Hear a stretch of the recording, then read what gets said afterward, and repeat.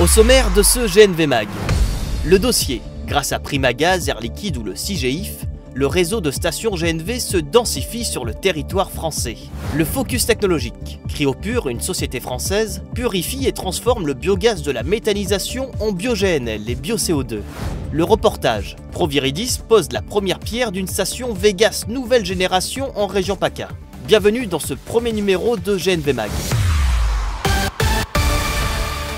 Bonjour, je suis très heureux de vous accueillir en Bretagne pour ce premier numéro de GNV Mag. Nous sommes à Locminé, sur le site de l'IGER, un centre de méthanisation qui transforme 60 000 tonnes de déchets organiques chaque année en énergie, dont une partie en bio-GNV.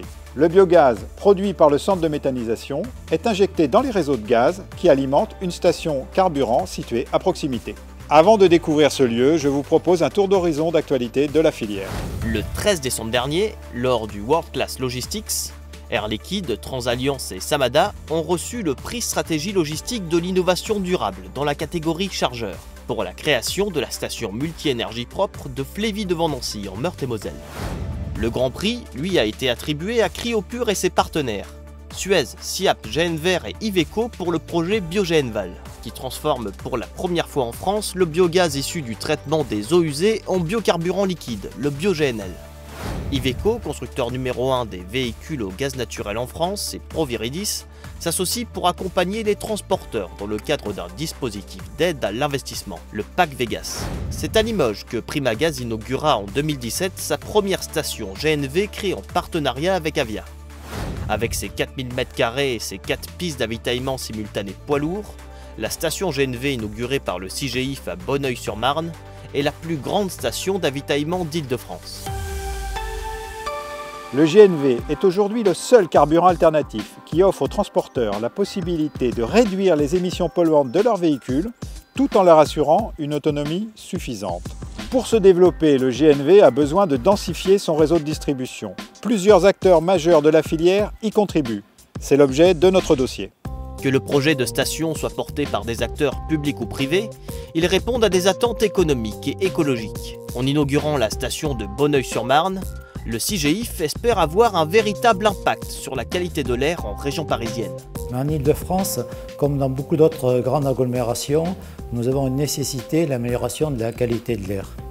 Et cette amélioration de la qualité de l'air, elle va passer par la réduction des polluants locaux, que sont les particules et les oxydes d'azote.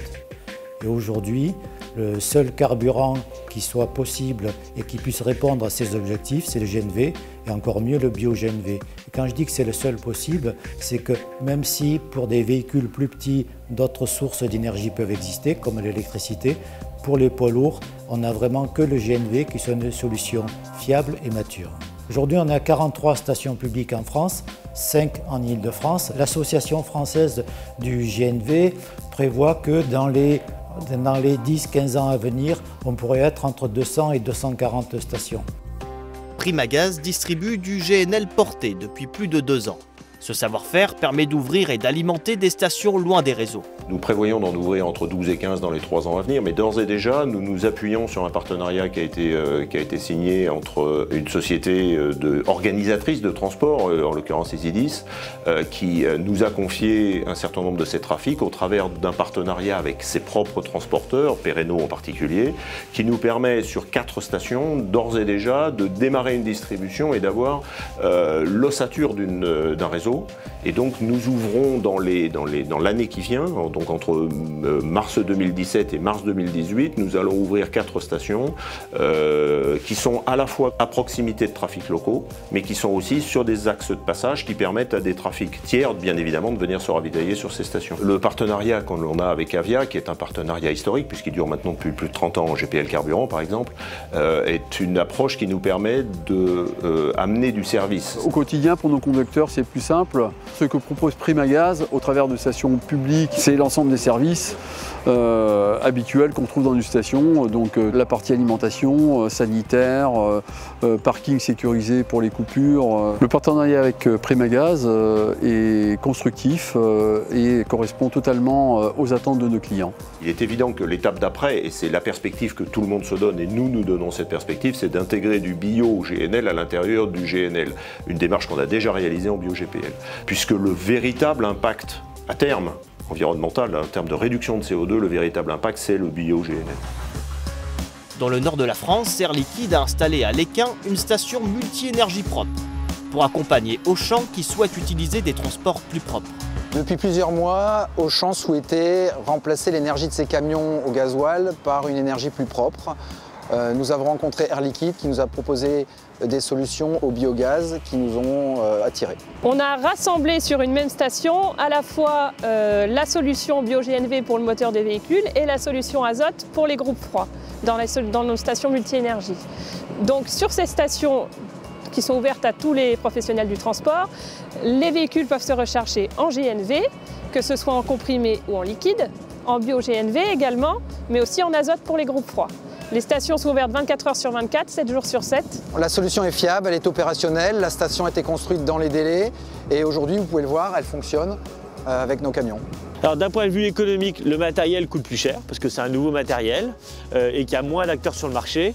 Par contre, comme le carburant coûte moins cher, plus on fait de kilomètres, plus on a un équilibre économique par rapport à l'autre carburation. Actuellement, 25% de nos livraisons sont donc sur la région nord réalisées par des tracteurs qui roulent au biogaz. En 2016, Air Liquide a ouvert 3 stations multi-énergie, une à Fléville avec Transalliance et 2 à Lesquin et Duttlenheim avec Auchan et 7 de ses transporteurs. Sur 2017, Air Liquide prévoit d'ouvrir 8 stations multi-énergie supplémentaires.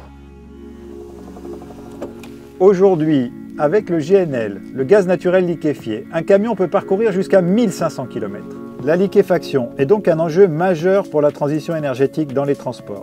Cryopure, une société française, propose un procédé de transformation du biogaz en bio-GNL, une solution adaptée à la plupart des sites de méthanisation, qu'ils soient de taille agricole, territoriale ou industrielle. C'est à Valenton, sur le site du SIAP, qui traite les eaux usées de la région parisienne, que Cryopure a développé en partenariat avec Suez un démonstrateur très innovant. Cryopure, c'est un système qui va traiter par le froid du biogaz pour le transformer en biométhane liquide et en CO2 liquide. L'innovation, elle provient de l'intégration et de la taille. Intégration, ça veut dire qu'on va traiter de la même manière le biogaz par le froid pour en séparer successivement les différents produits. Ce démonstrateur maintenant, il traite 120 m3 de biogaz et il va transformer ceci en biométhane, à peu près 1 tonne de biométhane liquide par jour, et va produire en même temps 1,6 tonnes de CO2 liquide par jour. Un dispositif particulièrement adapté aux sites qui ne bénéficient pas d'un accès au réseau de gaz. Or, une grande partie de la biomasse méthanisable se situe sur des territoires agricoles, loin des réseaux. Et c'est donc pour cela que la liquéfaction du biométhane apporte une solution aux porteurs de projets, puisqu'avec notre système, ils vont pouvoir liquéfier et ensuite stocker et transporter le biométhane, soit en dehors des réseaux de gaz naturel, soit vers des réseaux de gaz naturel, dans le cas de ce qu'on appelle en France l'injection portée. Par ailleurs, la commercialisation du CO2 liquéfié permet un revenu complémentaire non négligeable aux porteurs de projets. Sur la base du démonstrateur industriel de Valenton, nous avons réalisé en 2015 la première vente d'un équipement et depuis lors, en fait, nous avons un carnet de commandes qui commence à se remplir avec 3 à 4 projets pour 2017 et 5 à 8 projets pour 2018. Le développement du GNV passe aussi par le soutien des pouvoirs publics. Dans le sud de la France, l'ADEME, le Conseil régional PACA et la Commission européenne ont apporté plus de 600 000 € au projet de station GNV multi-énergie piloté par Proviridis. La première pierre a été posée en septembre 2016. Regardez. C'est sous l'enseigne Vegas que Proviridis va développer son réseau de stations multi-énergie. Une offre adaptée à toutes les mobilités. Notre vocation, c'est vraiment d'amener des infrastructures qui vont permettre demain de délivrer ces nouvelles énergies, tout d'abord en maillant un territoire donné qui sera le territoire de la région sud-est de la France. Et ensuite, nous avons pour vocation de développer l'ensemble du territoire avec une vingtaine, une trentaine, voire plus de stations sur toute la France. Une démarche soutenue par les pouvoirs publics pour accentuer le développement des carburants alternatifs. La transition énergétique a un coût, mais c'est pour ça qu'il y a des aides publiques. Il y a des aides publiques nationales, il y a des aides européennes. Parallèlement, il y a des réglementations qui poussent chacun à faire des efforts. Voilà, il y a certaines défiscalisations possibles aussi, notamment sur les tracteurs GNV. On ne peut pas brutaliser également les comportements ils doivent aussi s'adapter derrière. Pour Proviridis, la transition énergétique passe aussi par l'hydrogène et l'électricité. Nous sommes une société extrêmement innovante où on est en train de développer des technologies qui nous permettent, à partir du gaz naturel, de produire de l'hydrogène et de l'électricité, des recharges ultra rapides qui n'ont pas besoin d'être connectés au réseau, qui est la plus grosse problématique des véhicules électriques. Les recharges très rapides mettent à genoux le réseau, déstabilisent le réseau électrique. Nous arrivons à la fin de ce magazine. Avant de nous quitter, je suis en compagnie de Marc Lemercier, directeur général de Liger. Nous sommes très heureux de t'accueillir sur le site Liger, une des premières zones décarbonées d'Europe. Alors Marc, en quoi ce site de Liger, justement, est-il important pour le développement du GNV?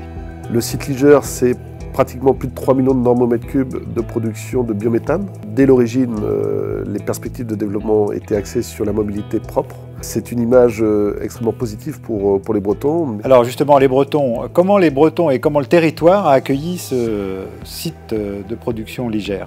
Alors, déjà, Liger est porté principalement par les collectivités. C'est une société d'économie mixte où les actionnaires majoritaires sont la ville de Locminé et la communauté de communes. Vous avez après derrière des acteurs privés importants. Donc il y a une très bonne acceptabilité locale, notamment par les habitants, puisque derrière c'est avant tout un projet de territoire. Vous avez des acteurs industriels importants qui sont présents. Le groupe Jean Floch, notamment actionnaire, représente aussi une vision de l'agroalimentaire qui est en train d'évoluer en Bretagne.